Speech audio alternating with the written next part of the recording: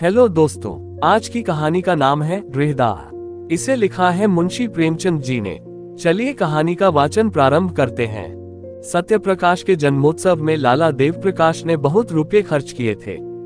उसका विद्यारंभ संस्कार भी खूब धूमधाम से किया गया। उसके हवा खाने को एक छोटी सी गाड़ी थी। शाम को नौकर उसे टहलाने ले जाता था। एक नौकर उसे पाठशाला पहुंचाने जाता। दिन भर वहीं बैठा रहता और उसे साथ लेकर घर आता। कितना सुशील होनहार बालक था। गोरा मुखड़ा, बड़ी बड़ी आंखें, ऊंचा मस्तक, पतले पतले लाल अधर, भरे हुए पांव। उसे देखकर सहसा मुंह से निकल पड़ता था, भगवान इसे जिला दे, प्रतापी मनुष्य होगा। उसकी बल बुद्धि की प्रखरता पर लोगों को आश्चर्य होता था। नित्य उसके मुखचंद्र पर हंसी खेलती रहती थी। किसी ने उसे हट करते या रोते नहीं देखा। वर्षा के दिन थे। देव प्रकाश पत्नी को लेकर गंगा स्नान करने गए। नदी खूब चढ़ी हुई थी, मानो अनाथ की आंखें हों। उनकी पत्नी निर्मला जल में बैठकर जल क्रीड़ा करने लगी। कभी आगे जाती, कभी पीछे जाती, कभी डुबकी मारती, कभी अंजुलियों से छींटे उड़ाती। देव प्रकाश ने कहा, अच्छा अब निकलो, सर्दी हो जाएगी। निर्मला ने कहा, कहो मैं छाती तक पानी में चली जाऊं। देव प्रकाश, और जो कहीं पैर फिसल जाए। निर्मला, पैर क्या फिसलेगा। ये कहकर वह छाती तक पानी में चली गई। पति ने कहा, अच्छा अब आगे पैर न रखना, किंतु निर्मला के सिर पर मौत खेल रही थी। ये जल क्रीड़ा नहीं, मृत्यु क्रीड़ा थी। उसने एक पग और आगे बढ़ाया और फिसल गई। मुंह से एक चीख निकली, दोनों हाथ सहारे के लिए ऊपर उठे और फिर जलमग्न हो गए। एक पल में प्यासी नदी उससे पी गई। देव प्रकाश खड़े तौलिया से देह पोंछ रहे थे। तुरंत पानी में कूदे, साथ का कहार भी कूदा। दो मल्लाह भी कूद पड़े। सबने डुबकियां मारी, टटोला, पर निर्मला का पता न चला। तब डोंगी मिंगवाई गई। मल्लाह ने बार बार गोते मारे पर लाश हाथ न आई। देव प्रकाश शोक में डूबे हुए घर आए। सत्यप्रकाश किसी उपहार की आशा से दौड़ा। पिता ने गोद में उठा लिया और बड़े यत्न करने पर भी अपनी सिसकी को न रोक सके। सत्यप्रकाश ने पूछा, अम्मा कहाँ है। देव बेटा, गंगा ने उन्हें नेवता खाने के लिए रोक लिया। सत्यप्रकाश ने उनके मुख की ओर जिज्ञासा भाव से देखा और आश्चर्य समझ गया। अम्मा अम्मा कहकर रोने लगा। मात्रहीन बालक संसार का सबसे करुणाजनक प्राणी है। दीन से दीन प्राणियों को भी ईश्वर का आधार होता है, जो उनके हृदय को सहलाता रहता है। मात्रहीन बालक इस आधार से वंचित होता है। माता ही उसके जीवन का एकमात्र आधार होती है। माता के बिना वह पंखहीन पक्षी है। सत्यप्रकाश का एकांत से प्रेम हो गया। अकेला बैठा रहता। वृक्षों में उसे कुछ कुछ सहानुभूति का अज्ञात अनुभव होता था, जो घर के प्राणियों से उसे न मिलती थी। माता का प्रेम था तो सभी प्रेम करते थे, माता का प्रेम उठ गया तो सभी निष्ठुर हो गए। पिता की आंखों में भी वह प्रेम ज्योति न रही। दरिद्र को कौन भिक्षा देता है। 6 महीने बीत गए। सहसा एक दिन उसे मालूम हुआ, मेरी नई माता आने वाली है। दौड़ा पिता के पास गया और पूछा, क्या मेरी नई माता आएंगी। पिता ने कहा, हाँ बेटा, वे आकर तुम्हें प्यार करेगी। सत्य, क्या मेरी ही माँ स्वर्ग से आ जाएंगी। देव, हाँ वही माता आ जाएगी। सत्य, मुझे उसी तरह प्यार करेगी। देव प्रकाश इसका क्या उत्तर देते, मगर सत्य प्रकाश उस दिन से प्रसन्न मन रहने लगा। अम्मा आएंगी, मुझे गोद में लेकर प्यार करेगी। अब मैं उन्हें कभी दिख न करूंगा, कभी जिद न करूंगा, उन्हें अच्छी कहानियां सुनाया करूंगा। विवाह के दिन आए। घर में तैयारियां होने लगी। सत्य प्रकाश खुशी से फूला न समाता। मेरी नई अम्मा आएंगी। बारात में वह भी गया। नए नए कपड़े मिले। पालकी पर बैठा। नानी ने अंदर बुलाया और उसे गोद में लेकर एक अशर्फी दी। वहीं उसे नई माता के दर्शन हुए। नानी ने नई माता से कहा, बेटी कैसा सुंदर बालक है, इसे प्यार करना। सत्यप्रकाश ने नई माता को देखा और मुग्ध हो गया। बच्चे भी रूप के उपासक होते हैं। एक लावण्यमयी मूर्ति आभूषण से लदी सामने खड़ी थी। उसने दोनों हाथों से उसका अंचल पकड़कर कहा, अम्मा। कितना अरुचिकर शब्द था, कितना लज्जायुक्त, कितना अप्रिय। वह ललना जो देवप्रिया नाम से संबोधित होती थी, यह उत्तरदायित्व, त्याग और क्षमा का संबोधन न सह सकी। अभी वह प्रेम और विलास का सुख स्वप्न देख रही थी, यौवन काल की मदमय वायु तरंगों में आंदोलित हो रही थी। इस शब्द ने उसके स्वप्न को भंग कर दिया। कुछ रुष्ट होकर बोली, मुझे अम्मा मत कहो। सत्यप्रकाश ने विस्मित नेत्रों से देखा। उसका बाल स्वप्न भी भंग हो गया। आंखें डबडबा गई। नानी ने कहा, बेटी देखो, लड़के का दिल छोटा हो गया, वो क्या जाने क्या कहना चाहिए। अम्मा कह दिया तो तुम्हें कौन सी चोट लग गई। देवप्रिया ने कहा, मुझे अम्मा न कहे। सौत का पुत्र विमाता की आंखों में क्यों इतना खटकता है। इसका निर्णय आज तक किसी मनोभाव के पंडित ने नहीं किया। हम किस गिनती में हैं? देवप्रिया जब तक गर्भिणी न हुई वह सत्यप्रकाश से कभी कभी बातें करती, कहानियां सुनाती, किंतु गर्भिणी होते ही उसका व्यवहार कठोर हो गया और प्रसव काल ज्यों ज्यों निकट आता था उसकी कठोरता बढ़ती ही जाती थी। जिस दिन उसकी गोद में एक चांद से बच्चे का आगमन हुआ, सत्यप्रकाश खूब उछला कूदा और सौरगृह में दौड़ा हुआ बच्चे को देखने लगा। बच्चा देवप्रिया की गोद में सो रहा था। सत्यप्रकाश ने बड़ी उत्सुकता से बच्चे को विमाता की गोद से उठाना चाहा कि सहसा देवप्रिया ने सरोष स्वर में कहा, खबरदार इसे मत छूना, नहीं तो कान पकड़कर उखाड़ लूंगी। बालक उल्टे पांव लौट आया और कोठे की छत पर जाकर खूब रोया। कितना सुंदर बच्चा है, मैं उसे गोद में लेकर बैठता तो कैसा मजा आता। मैं उसे गिराता थोड़े ही, फिर इन्होंने क्यों मुझे झिड़क दिया। भोला बालक क्या जानता था कि इस झिड़की का कारण माता की सावधानी नहीं, कुछ और ही है। एक दिन शिशु सो रहा था, उसका नाम ज्ञान प्रकाश रखा गया था। देवप्रिया स्नानागार में थी। सत्यप्रकाश चुपके से आया और बच्चे का ओढ़ना हटाकर उसे अनुरागमय नेत्रों से देखने लगा। उसका जी कितना चाहा कि उसे गोद में लेकर प्यार करूं, पर डर के मारे उसने उसे उठाया नहीं, केवल उसके कपोलों को चूमने लगा। इतने में देवप्रिया निकल आई। सत्यप्रकाश को बच्चे को चूमते देखकर आग हो गई। दूर ही से डांटा, हट जा वहां से। सत्यप्रकाश माता को दीन नेत्रों से देखता हुआ बाहर निकल आया। संध्या समय उसके पिता ने पूछा, तुम लल्ला को क्यों रुलाया करते हो? सत्य, मैं तो उसे कभी नहीं रुलाता, अम्मा खिलाने को नहीं देती। देव, झूठ बोलते हो, आज तुमने बच्चे को चुटकी काटी। सत्य, जी नहीं, मैं तो उसकी मुच्छियां ले रहा था।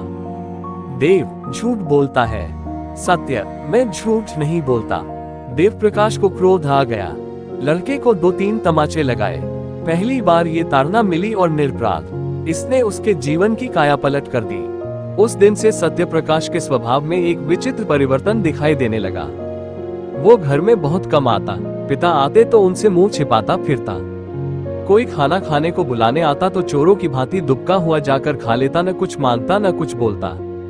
पहले अत्यंत कुशाग्र बुद्धि था, उसकी सफाई, सलीके और फुर्ती पर लोग मुग्ध हो जाते थे। अब वो पढ़ने से जी चुराता, मैले कुचैले कपड़े पहने रहता। घर में कोई प्रेम करने वाला न था, बाजार के लड़कों के साथ गली गली घूमता। कनकौवे लूटता, गालियां बकना भी सीख गया, शरीर भी दुर्बल हो गया, चेहरे की कांति गायब हो गई। देवप्रकाश को अब आए दिन उसकी शरारतों के उलाहने मिलने लगे और सत्यप्रकाश नित्य घुड़कियां और तमाचे खाने लगा। यहाँ तक कि अगर वह घर में किसी काम से चला जाता तो सब लोग दूर दूर करके दौड़ाते। ज्ञान प्रकाश को पढ़ाने के लिए मास्टर आता था। देवप्रकाश उसे रोज सैर कराने साथ ले जाते। हंसमुख लड़का था। देवप्रिया उसे सत्यप्रकाश के साथ से भी बचाती रहती थी। दोनों लड़कों में कितना अंतर था। एक साफ सुथरा सुंदर कपड़े पहने, शील और विनय का पुतला, सच बोलने वाला, देखने वालों के मुंह से अनायास ही दुआ निकल आती थी। दूसरा मैला नटखट, चोरों की तरह मुंह छिपाए हुए, मुंहफट बात बात पर गालियां बकने वाला। एक हरा भरा पौधा था, प्रेम से प्लावित, स्नेह से सिंचित। दूसरा सूखा हुआ टेढ़ा पल्लवी नववृक्ष था, जिसकी जड़ों को एक मुद्दत से पानी नहीं नसीब हुआ। एक को देखकर पिता की छाती ठंडी होती थी, दूसरे को देखकर देह में आग लग जाती थी।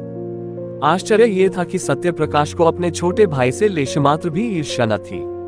अगर उसके हृदय में कोई कोमल भाव शेष रह गया था तो वह अपने भाई के प्रति स्नेह था। उस मरुभूमि में यही एक हरियाली थी। ईर्ष्या साम्य भाव की द्योतक है। सत्यप्रकाश अपने भाई को अपने से कहीं ऊंचा, कहीं भाग्यशाली समझता था। उसमें ईर्ष्या का भाव ही लोप हो गया था। घृणा से घृणा उत्पन्न होती है, प्रेम से प्रेम। ज्ञान भी बड़े भाई को चाहता था। कभी कभी उसका पक्ष लेकर अपनी माँ से वाद विवाद कर कहता, भैया की अचकन फट गई है, आप नई अचकन क्यों नहीं बनवा देती? माँ उत्तर देती, उसके लिए वही अचकन अच्छी है, अभी क्या कभी तो वह नंगा फिरेगा। ज्ञान प्रकाश बहुत चाहता था कि अपने जेब खर्च से बचा कर कुछ अपने भाई को दे, पर सत्यप्रकाश कभी इसे स्वीकार न करता था। वास्तव में जितनी देर वह छोटे भाई के साथ रहता उतनी देर उसे एक शांतिमय आनंद का अनुभव होता।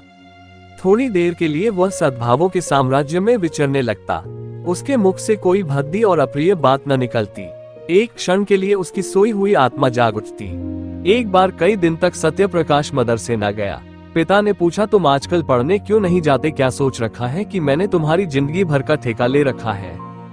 सत्य, मेरे ऊपर जुर्माने और फीस के कई रुपये हो गए हैं। जाता हूँ तो दर्जे से निकाल दिया जाता हूँ। देव, फीस क्यों बाकी है? तुम तो महीने महीने ले लिया करते हो ना। सत्य, आए दिन चंदे लगा करते हैं, फीस के रुपये चंदे में दे दिए। देव, और जुर्माना क्यों हुआ? सत्य, फीस न देने के कारण। देव, तुमने चंदा क्यों दिया? सत्य, ज्ञानू ने चंदा दिया तो मैंने भी दिया।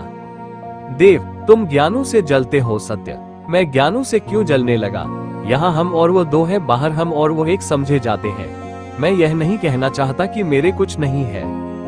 देव, क्यों ये कहते शर्म आती है? सत्य, जी हाँ, आपकी बदनामी होगी। देव, अच्छा तो आप मेरी मान रक्षा करते हैं, ये क्यों नहीं कहते कि पढ़ना अब मुझे मंजूर नहीं है? मेरे पास इतना रुपया नहीं कि तुम्हें एक एक क्लास में 3-3 साल पढ़ाऊं और ऊपर से तुम्हारे खर्च के लिए भी प्रतिमास कुछ दूं। ज्ञान बाबू तुमसे कितना छोटा है, लेकिन तुमसे एक ही दर्जा नीचे है। तुम इस साल जरूर ही फेल होगे और वह जरूर ही पास होकर अगले साल तुम्हारे साथ हो जाएगा। तब तो तुम्हारे मुंह में कालिख लगेगी। सत्य, विद्या मेरे भाग्य ही में नहीं है। देव, तुम्हारे भाग्य में क्या है? सत्य, भीख मांगना। देव, तो फिर भीख मांगो, मेरे घर से निकल जाओ। देवप्रिया भी आ गई, बोली शर्माता तो नहीं और बातों का जवाब देता है। सत्य, जिनके भाग्य में भीख मांगना होता है वही बचपन में अनाथ हो जाते हैं। देवप्रिया, ये जली कटी बातें अब मुझसे न सही जाएंगी, मैं खून का घूंट पी पी कर रह जाती हूँ। देव प्रकाश, बेहया है, कल से इसका नाम कटवा दूंगा। भीख मांगनी है तो भीख ही मांगे। दूसरे दिन सत्य प्रकाश ने घर से निकलने की तैयारी कर दी। उसकी उम्र अब 16 साल की हो गई थी। इतनी बातें सुनने के बाद अब उसे उस घर में रहना असह्य हो गया। जब हाथ पांव न थे, किशोरावस्था की असमर्थता थी, तब तक अवहेलना, निरादर, निष्ठुरता, भर्त्सना सब कुछ सहकर घर में रहता था। अब हाथ पांव हो गए थे, उस बंधन में क्यों रहता? आत्माभिमान आशा की भांति बहुत चिरंजीवी होता है। गर्मी के दिन थे, दोपहर का समय, घर के सब प्राणी सो रहे थे। सत्य प्रकाश ने अपनी धोती बगल में दबाई, छोटा सा बैग हाथ में लिया और चाहता था कि चुपके से बैठक से निकल जाए कि ज्ञानू आ गया और उसे कहीं जाने को तैयार देखकर बोला, कहाँ जाते हो भैया? सत्य, जाता हूँ, कहीं नौकरी करूंगा। ज्ञानू, मैं जाकर अम्मा से कह देता हूँ। सत्य, तो फिर मैं तुमसे छिपकर चला जाऊंगा। ज्ञानू, क्यों चले जाओगे? तुम्हें मेरी जरा भी मोहब्बत नहीं। सत्य प्रकाश ने भाई को गले लगा कर कहा, तुम्हें छोड़कर जाने को जी तो नहीं चाहता, लेकिन जहाँ कोई पूछने वाला नहीं है वहाँ पड़े रहना बेहयाई है। कहीं 10-5 की नौकरी कर लूंगा और पेट पालता रहूंगा, और किस लायक हूँ? ज्ञानू, तुमसे अम्मा क्यों इतना चिढ़ती हैं? मुझे तुमसे मिलने को मना किया करती हैं। सत्य, मेरे नसीब खोटे हैं और क्या। ज्ञानू, तुम लिखने पढ़ने में जी नहीं लगाते। सत्य, लगता ही नहीं, कैसे लगाऊं? जब कोई परवाह नहीं करता तो मैं भी सोचता हूँ ओ यही ना होगा, ठोकर खाऊंगा बला से। ज्ञानू, मुझे भूल तो न जाओगे? मैं तुम्हारे पास खत लिखा करूंगा, मुझे भी एक बार अपने यहाँ बुलाना। सत्य, तुम्हारे स्कूल के पते से चिट्ठी लिखूंगा। ज्ञानू, रोते रोते, मुझे न जाने क्यों तुम्हारी बड़ी मोहब्बत लगती है। सत्य, मैं तुम्हें सदैव याद रखूंगा। ये कहकर उसने फिर भाई को गले लगाया और घर से निकल पड़ा। पास एक कौड़ी भी न थी और वो कलकत्ते जा रहा था। सत्य प्रकाश कलकत्ते क्या कर पहुंचा, इसका वृतांत लिखना व्यर्थ है। युवकों में दुस्साहस की मात्रा अधिक होती है। वे हवा में किले बना सकते हैं, धरती पर नाव चला सकते हैं। कठिनाइयों की उन्हें कुछ परवाह नहीं होती, अपने ऊपर असीम विश्वास होता है। कलकत्ते पहुंचना ऐसा कष्ट साध्य न था। सत्य प्रकाश चतुर युवक था। पहले ही उसने निश्चय कर लिया था कि कलकत्ते में क्या करूंगा, कहाँ रहूंगा। उसके बैग में लिखने की सामग्री मौजूद थी। बड़े शहर में जीविका का प्रश्न कठिन भी है और सरल भी है। सरल है उनके लिए जो हाथ से काम कर सकते हैं, कठिन है उनके लिए जो कलम से काम करते हैं। सत्य प्रकाश मजदूरी करना नीच काम समझता था।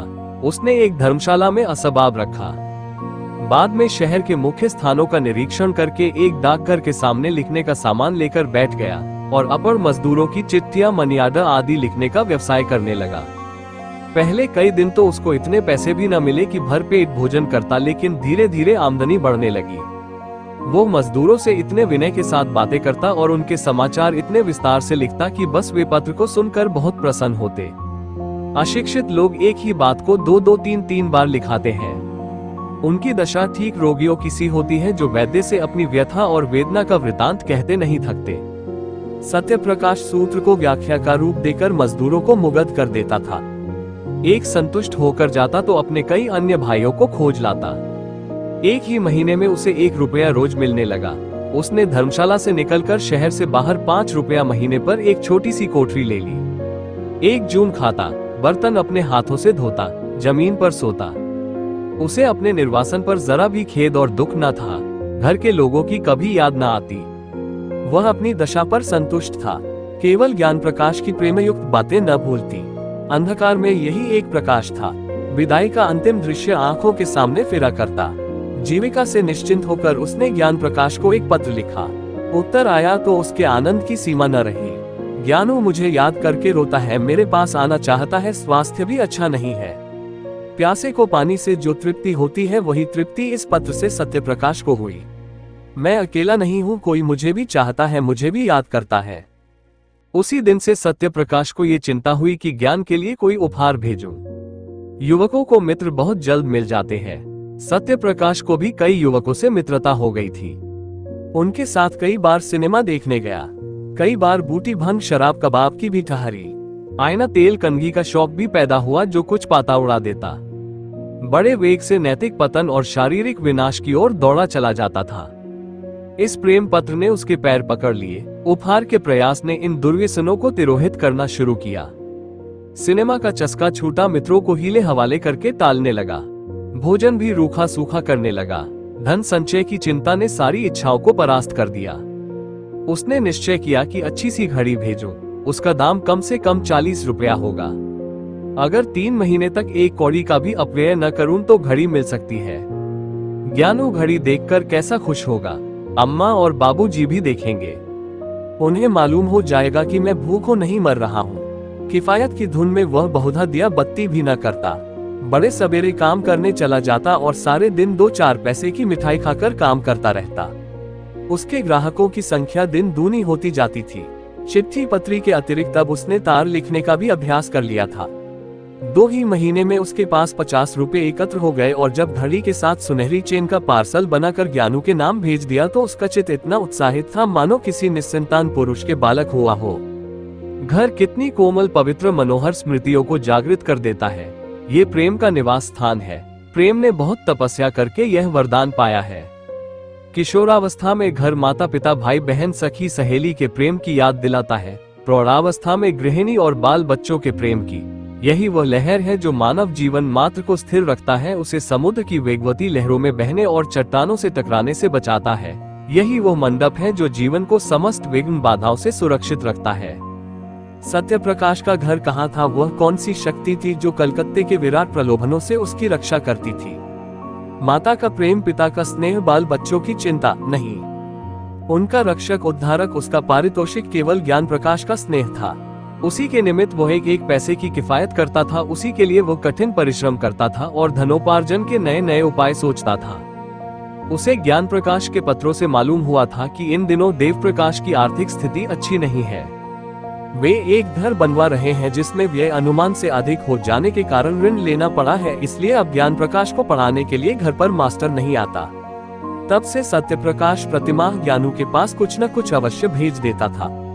वह अब केवल पत्र लेखक न था, लिखने के सामान की एक छोटी दुकान भी उसने खोल ली थी। इससे अच्छी आमदनी हो जाती थी। इस तरह 5 वर्ष बीत गए। रसिक मित्रों ने जब देखा कि अब यह हत्थे नहीं चढ़ता तो उसके पास आना जाना छोड़ दिया। संध्या का समय था। देव प्रकाश अपने मकान में बैठे देवप्रिया से ज्ञान प्रकाश के विवाह के संबंध में बातें कर रहे थे। ज्ञानू अब 17 वर्ष का सुंदर युवक था।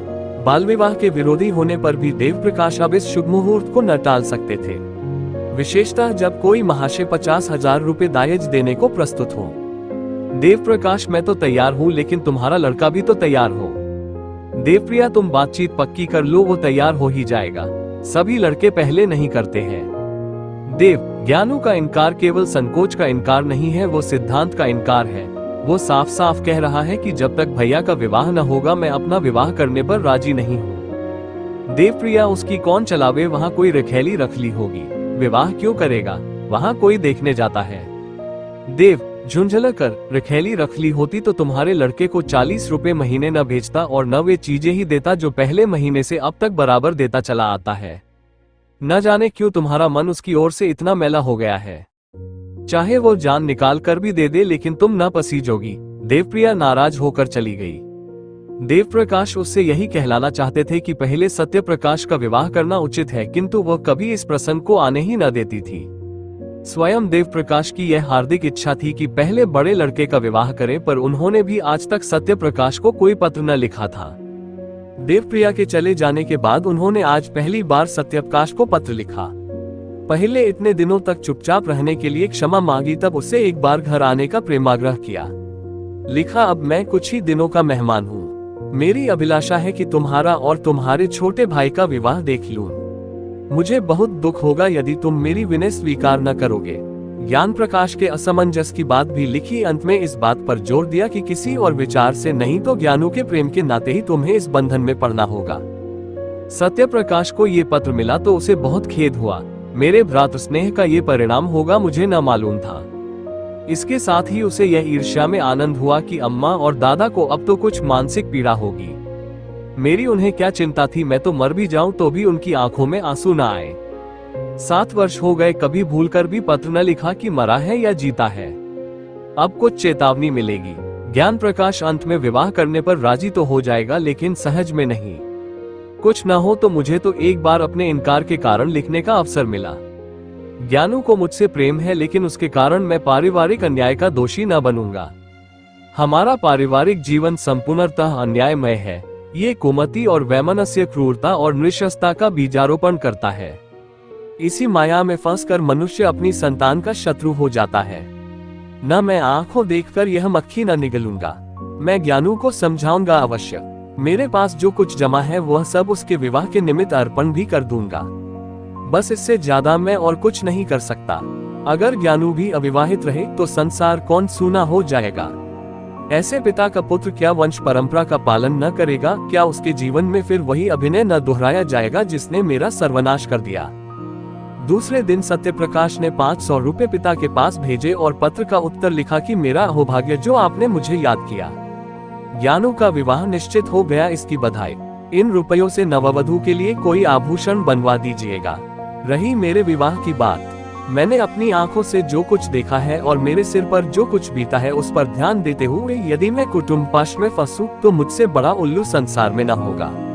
मुझे आशा है आप मुझे क्षमा करेंगे। विवाह की चर्चा ही से मेरे हृदय को आघात पहुंचता है। दूसरा पत्र ज्ञान प्रकाश को लिखा कि माता पिता की आज्ञा को शिरोधार्य करो। मैं अपढ़ मूर्ख बुद्धिहीन आदमी हूँ, मुझे विवाह करने का कोई अधिकार नहीं है। मैं तुम्हारे विवाह के शुभोत्सव में सम्मिलित न हो सकूंगा, लेकिन मेरे लिए इससे बढ़कर आनंद और संतोष का कोई विषय नहीं हो सकता। देवप्रकाश ये पढ़कर अवाक रह गए। फिर आग्रह करने का साहस न हुआ। देवप्रिया ने नाक सिकोड़कर कहा, ये लौंडा देखने को सीधा है जहर का बुझाया हुआ। कैसा 100 कोस से बैठा हुआ बर्छियों से छेद रहा है। किंतु ज्ञान प्रकाश ने ये पत्र पढ़ा तो उसे मर्माघात पहुंचा। दादा और अम्मा के अन्याय ने ही उन्हें ये भीषण व्रत धारण करने पर बाध्य किया है। इन्हीं ने उन्हें निर्वासित किया है और शायद सदा के लिए। न जाने अम्मा को उनसे क्यों इतनी जलन हुई। मुझे तो अब याद आता है कि किशोरावस्था ही से वे बड़े आज्ञाकारी, विनयशील और गंभीर थे। अम्मा की बातों का उन्हें जवाब देते नहीं सुना। मैं अच्छे से अच्छा खाता था, फिर भी उनके तीव्र मैले न हुए। हालांकि उन्हें जलना चाहिए था। ऐसी दशा में अगर उन्हें गृहस्थ जीवन से घृणा हो गई तो आश्चर्य ही क्या। फिर मैं ही क्यों इस विपत्ति में फंसूं, कौन जाने मुझे भी ऐसी ही परिस्थिति का सामना करना पड़े। भैया ने बहुत सोच समझकर यह धारणा की है। संध्या समय जब उसके माता पिता बैठे हुए इसी समस्या पर विचार कर रहे थे, ज्ञान प्रकाश ने आकर कहा, मैं कल भैया से मिलने जाऊंगा। देवप्रिया, क्या कलकत्ते जाओगे? ज्ञान, जी हाँ। देवप्रिया, उन्हीं को क्यों नहीं बुलाते? ज्ञान, उन्हें कौन मुंह लेकर बुलाऊं? आप लोगों ने पहले ही मेरे मुंह में कालिक लगा दी है।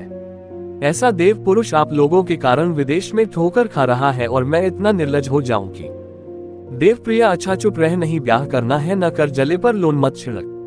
माता पिता का धर्म है इसलिए कहती हूँ, नहीं तो यहाँ ठेंगे की परवाह नहीं है। तू चाहे ब्याह कर चाहे कुंवारा रह, पर मेरी आंखों से दूर हो जा। ज्ञान, क्या मेरी सूरत से भी घृणा हो गई? देवप्रिया, जब तू हमारे कहने ही में नहीं तो जहाँ चाहे रह। हम भी समझ लेंगे कि भगवान ने लड़का ही नहीं दिया। देव, क्यों व्यर्थ में ऐसे कटु चिन्ह बोलती हो? ज्ञान, अगर आप लोगों की यही इच्छा है तो यही होगा। देव प्रकाश ने देखा कि बात का बतंगड़ हुआ चाहता है, ज्ञान प्रकाश को इशारे से टाल दिया और पत्नी के क्रोध को शांत करने की चेष्टा करने लगे। मगर देवप्रिया फूट फूट कर रो रही थी और बार बार कहती थी, मैं इसकी सूरत नहीं देखूंगी। अंत में देव प्रकाश ने चिढ़कर कहा, तो तुम्ही ने तो कटुवचन कहकर उसे उत्तेजित कर दिया। देवप्रिया, ये सब विष उसी चांडाल ने बोया है जो यहाँ से 7 समुद्र पार बैठा मुझे मिट्टी में मिलाने का उपाय कर रहा है। मेरे बेटे को मुझसे छीनने के लिए उसने ये प्रेम का स्वांग भरा है। मैं उसकी नस नस पहचानती हूँ। उसका यह मंत्र मेरी जान लेकर छोड़ेगा नहीं तो मेरा ज्ञानू, जिसने कभी मेरी बात का जवाब नहीं दिया, यो मुझे न जलाता। देव, अरे तो क्या वह विवाह ही न करेगा? अभी गुस्से में अनाप शनाप बक गया है। जरा शांत हो जाएगा तो मैं समझा कर राजी कर दूंगा। देवप्रिया मेरे हाथ से निकल गया। देवप्रिया की आशंका सत्य निकली। देव प्रकाश ने बेटे को बहुत समझाया, कहा तुम्हारी माता इस शोक से मर जाएगी, किंतु कुछ असर न हुआ। उसने एक बार नहीं करके हाँ न की। निदान पिता भी निराश होकर बैठ रहे। 3 साल तक प्रतिवर्ष विवाह के दिनों में ये प्रश्न उठता रहा, पर ज्ञान प्रकाश अपनी प्रतिज्ञा पर अटल रहा। माता का रोना धोना निष्फल हुआ। हाँ, उसने माता की एक बात मान ली, वह भाई से मिलने कलकत्ता न गया। 3 साल में घर में बड़ा परिवर्तन हो गया। देवप्रिया की 3 कन्याओं का विवाह हो गया। अब घर में उसके सिवा कोई स्त्री न थी। सूना घर उसे फाड़े खाता था। जब वह नैराश्य और क्रोध से पागल हो जाती तो सत्य प्रकाश को खूब जी भर कर कोसती। मगर दोनों भाइयों में प्रेम पत्र व्यवहार बराबर होता रहता था। देव प्रकाश के स्वभाव में एक विचित्र उदासीनता प्रकट होने लगी। उन्होंने पेंशन ले ली थी और प्रायः धर्मग्रंथों का अध्ययन किया करते थे। ज्ञान प्रकाश ने भी आचार्य की उपाधि प्राप्त कर ली थी और एक विद्यालय में अध्यापक हो गए थे। देवप्रिया अब संसार में अकेली थी। देवप्रिया अपने पुत्र को गृहस्थी की ओर खींचने के लिए नित्य टोने टोटके किया करती। बिरादरी में कौन सी कन्या सुंदरी है, गुणवती है, सुशिक्षिता है, उसका बखान किया करती, पर ज्ञान प्रकाश को इन बातों के सुनने की भी फुर्सत न थी। मोहल्ले के और घरों में नित्य ही विवाह होते रहते थे। बहुएं आती थी, उनकी गोद में बच्चे खेलने लगते थे, घर गुलजार हो जाता था। कहीं विदाई होती थी, कहीं बधाइयां आती थी, कहीं गाना बजाना होता था, कहीं बाजे बजते थे। ये चहल पहल देखकर देवप्रिया का चित्त चंचल हो जाता। उसे मालूम होता, मैं ही संसार में सबसे अभागिनी हूँ। मेरे ही भाग्य में ये सुख भोगना नहीं बदा है। भगवान, ऐसा भी कोई दिन आएगा कि मैं अपनी बहू का मुखचंद्र देखूंगी, उसके बालकों को गोद में खिलाऊंगी। वह भी कोई दिन होगा कि मेरे घर में भी आनंदोत्सव के मधुर गान की ताने उठेगी। रात दिन यही बातें सोचते सोचते देवप्रिया की दशा उन्मादिनी की सी हो गई। आप ही आप सत्य प्रकाश को कोसने लगती। वही मेरे प्राणों का घातक है। तल्लीनता उन्माद का प्रधान गुण है।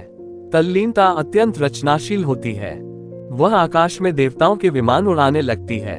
अगर भोजन में नमक तेज हो गया तो ये शत्रु ने कोई रोड़ा रख दिया होगा। देवप्रिया को अब कभी कभी धोखा हो जाता कि सत्य प्रकाश घर में गया है, वह मुझे मारना चाहता है, ज्ञान प्रकाश को विष खिलाए देता है। एक दिन उसने सत्य प्रकाश के नाम एक पत्र लिखा और उसे जितना कोसते बना उतना कोसा। तू मेरे प्राणों का वैरी है, मेरे कुल का घातक है, हत्यारा है। वह कौन दिन आएगा कि तेरी मिट्टी उठेगी। तूने मेरे लड़के पर वशीकरण मंत्र चला दिया है। दूसरे दिन फिर ऐसा ही एक पत्र लिखा, यहाँ तक कि यह उसका नित्य का कर्म हो गया। जब तक एक चिट्ठी में सत्य प्रकाश को गालियां न दे लेती उसे चैन ही न आता था। इन पत्रों को वह कहारिन के हाथ डाकघर भिजवा दिया करती थी। ज्ञान प्रकाश का अध्यापक होना सत्य प्रकाश के लिए घातक हो गया। परदेश में उसे यही संतोष था कि मैं संसार में निराधार नहीं हूँ। अब यह अवलंब भी जाता रहा। ज्ञान प्रकाश ने जोर देकर लिखा, अब आप मेरे हेतु कोई कष्ट न उठाएं। मुझे अपनी गुजर करने के लिए काफी से ज्यादा मिलने लगा है। यद्यपि सत्य प्रकाश की दुकान खूब चलती थी, लेकिन कलकत्ते जैसे शहर में एक छोटे से दुकानदार का जीवन बहुत सुखी नहीं होता। 660-70 रुपए की मासिक आमदनी होती ही क्या है, अब तक जो कुछ बचाता था वह वास्तव में बचत न थी बल्कि त्याग था। एक वक्त रूखा सूखा खाकर एक तंग आर्द्र कोठरी में रहकर 25-30 रुपए बच रहते थे। अब दोनों वक्त भोजन करने लगा, कपड़े भी जरा साफ पहनने लगा। मगर थोड़े ही दिनों में उसके खर्च में औषधियों की एक मद बढ़ गई और फिर वही पहले की सी दशा हो गई। बरसों तक शुद्ध वायु प्रकाश और पुष्टिकर भोजन से वंचित रहकर अच्छे से अच्छा स्वास्थ्य भी नष्ट हो सकता है।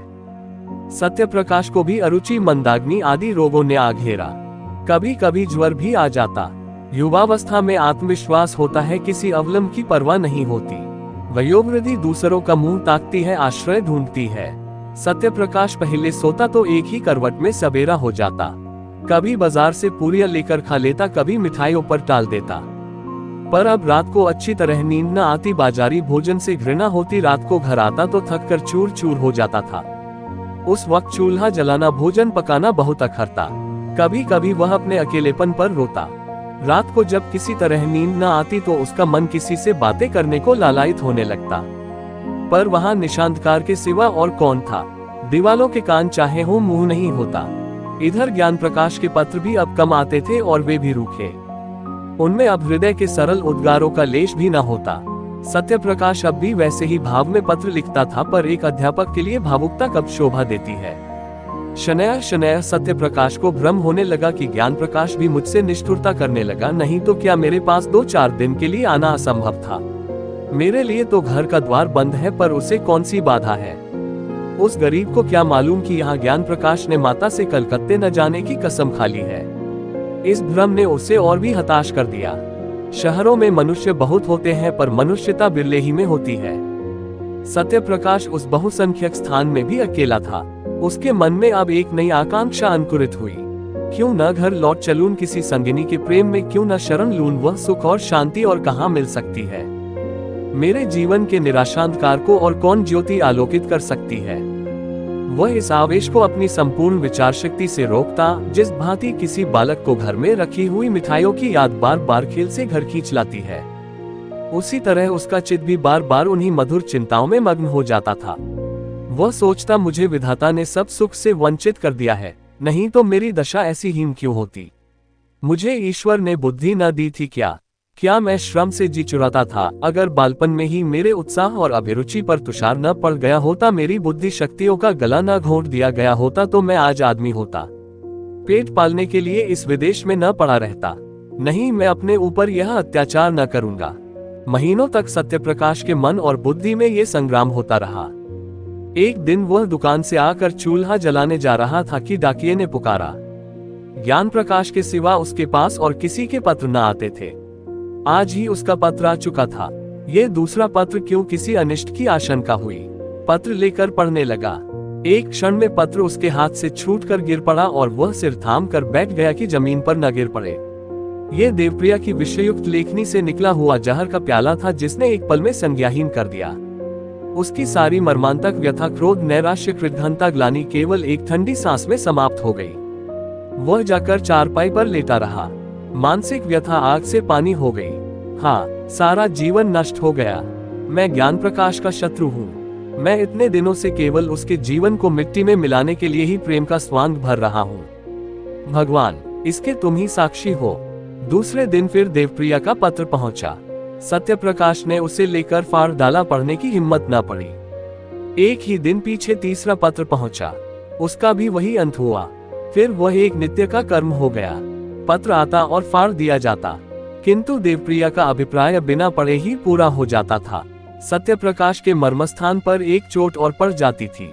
1 महीने की भीषण हार्दिक वेदना के बाद सत्यप्रकाश को जीवन से घृणा हो गई। उसने दुकान बंद कर दी, बाहर आना जाना छोड़ दिया। सारे दिन खाट पर पड़ा रहता।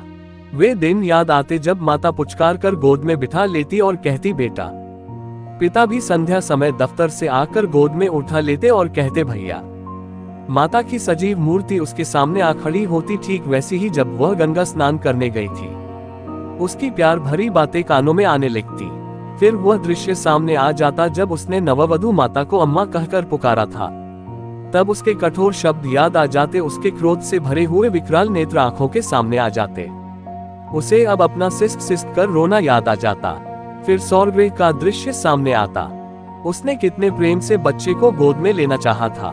तब माता के वज्र के से शब्द कानों में गूंजने लगते, हाय, उसी वज्र ने मेरा सर्वनाश कर दिया।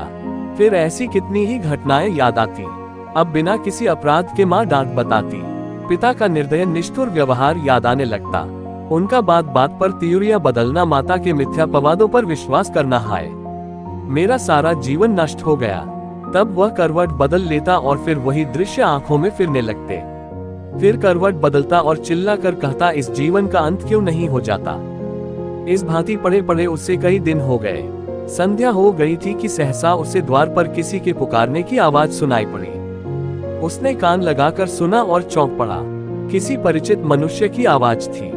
दौड़ा द्वार पर आया तो देखा ज्ञान प्रकाश खड़ा है। कितना रूपवान पुरुष था, वह उसके गले से लिपट गया। ज्ञान प्रकाश ने उसके पैरों को स्पर्श किया। दोनों भाई घर में आए। अंधकार छाया हुआ था। घर की ये दशा देखकर ज्ञान प्रकाश, जो अब तक अपने कंठ के आवेग को रोके हुए था, रो पड़ा। सत्य प्रकाश ने लालटेन जलाए। घर क्या था, भूत का डेरा था। सत्य प्रकाश ने जल्दी से एक कुर्ता गले में डाल लिया। ज्ञान प्रकाश भाई का जर्जर शरीर, पीला मुख, बुझी हुई आंखें देखता था और रोता था। सत्य प्रकाश ने कहा, मैं आजकल बीमार हूँ। ज्ञान प्रकाश, वह तो देख ही रहा हूँ। सत्य, तुमने अपने आने की सूचना भी न दी, मकान का पता कैसे चला? ज्ञान, सूचना तो दी थी, आपको पत्र न मिला होगा। सत्य, अच्छा हाँ दी होगी, पत्र दुकान में डाल गया होगा। मैं इधर कई दिनों से दुकान नहीं गया। घर पर सब कुशल है। ज्ञान, माता जी का देहांत हो गया। सत्य, अरे क्या बीमार थी? ज्ञान, जी नहीं, मालूम नहीं क्या खा लिया। इधर उन्हें उन्माद सा हो गया था। पिताजी ने कुछ कटुवचन कहे थे, शायद इसी पर कुछ खा लिया। सत्य, पिताजी तो कुशल से हैं। ज्ञान, हाँ अभी मरे नहीं हैं। सत्य, अरे क्या बहुत बीमार हैं? ज्ञान, माता ने विष खा लिया तो वे उनका मुंह खोलकर दवा पिला रहे थे। माता जी ने जोर से उनकी 2 उंगलियां काट ली। वही विष उनके शरीर में पहुंच गया। तब से सारा शरीर सूज आया है। अस्पताल में पड़े हुए हैं, किसी को देखते हैं तो काटने दौड़ते हैं। बचने की आशा नहीं है। सत्य, तब तो घर ही चौपट हो गया। ज्ञान, ऐसे घर को अब से बहुत पहले चौपट हो जाना चाहिए था। तीसरे दिन दोनों भाई प्रातःकाल कलकत्ते से विदा होकर चल दिए। आज की कहानी समाप्त हुई। आशा करता हूँ कि ये कहानी आपको पसंद आई होगी। ऐसी ही कहानियां सुनने के लिए हमारी वीडियो को लाइक, शेयर और चैनल को सब्सक्राइब जरूर करें। धन्यवाद। जय हिंद।